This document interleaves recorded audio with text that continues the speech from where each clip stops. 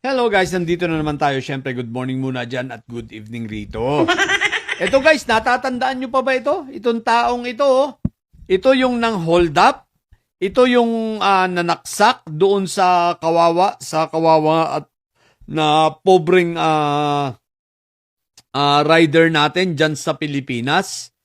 Nung madaling araw at namatay dahil sa tama ng mga ice pick. Ito po yun. Lehitimo isang didilis po.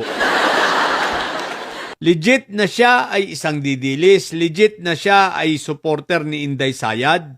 At sabi ko nga sa inyo, di ba, basta mga didilis, mga kriminal yan. Di ba? Basta mga didilis, walang mabuting idudulot yan o ibibigay sa ating bansa. At ito ang mga dapat hindi na ito binubuhay, pinapatay na lang ito sa gutom sa loob ng bilangguan. Sana itong mga ganitong tao ay hindi tawag dito, pinapakain, no? Grabe ka, walang hiya. Isipin mo yung nagtatrabaho ng maayos yung tao, wala kang magawa. Sabi ko sa inyo guys basta mga didilis, yan yung mga snatcher, yan yung mga hold-upper, yan yung mga tulak. Basta kriminal, didilis yan. Wala ka talaga kaasahan sa mga didilis. Kriminal talaga mga yan. Sigurado yan, di ba? Most of them are criminals. Katulad ng isang ito. O tingnan nyo, ito pa. Ang picture na ito, tingnan nyo, yan. Teka. O yan, nakikita nyo ito, itong taong ito. Siya po yun. Ito ay rally ng maisog sa Liwasang Bonifacio.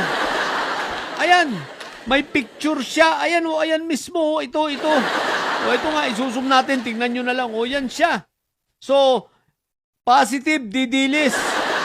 At kasama sa mga rally, sabi ko sa inyo, kaya mag-iingat kayo sa mga rally-rally na yan, ng mga maisog, lalo na pag lalahok ang mga yan, dahil marami sa mga yan ay mga mandurukot, no?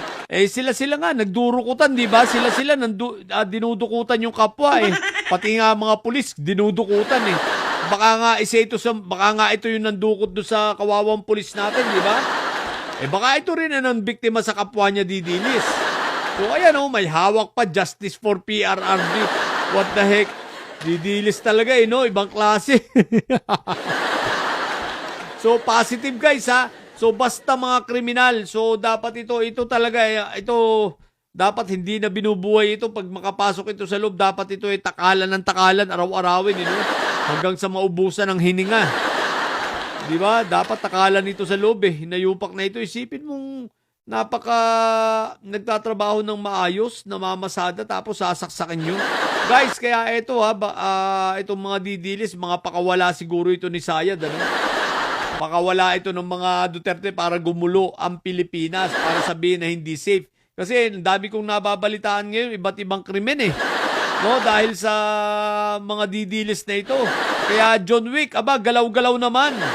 PNP, galaw-galaw kayo. Nagkakasunod-sunod ang mga ito. Kaya nga maganda, tumutok din kayo sa mga social media. Tingnan nyo mga account ng mga ito. Nako, for sure makakakita kayo. May mga mahuhuli kayo sa mga yan. I-check nyo ang mga account ng mga didilis na yan, lalo yung mga mahilig magbanta sa social media. Nako po, Rudy. Talagang mga tirador yan, mga magna yan, no? Ayan positive Kaya mga didilis, yung mga kasamahan nyo talaga, ibang klase talaga kayo. Mga mandarambong talaga kayo, mga hinayupa kayo. Mga lahi kayo ng magna talaga, no? Simula kay Fentaboy, hanggang kay Inday Sayad, hanggang kay Barbie Baste, hanggang sa kalit-litang Ingron, hanggang sa inyo, mga hinayupa kayo. Puro kayo magna. Diba? Magna talaga mga hinayupa. Yun lang. What the heck?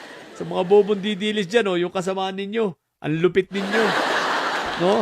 Talagang mga tirador, positive. Di ba? Manatili kayo mga bobo at may side, sapagkat ang may side laging high blood. Bye!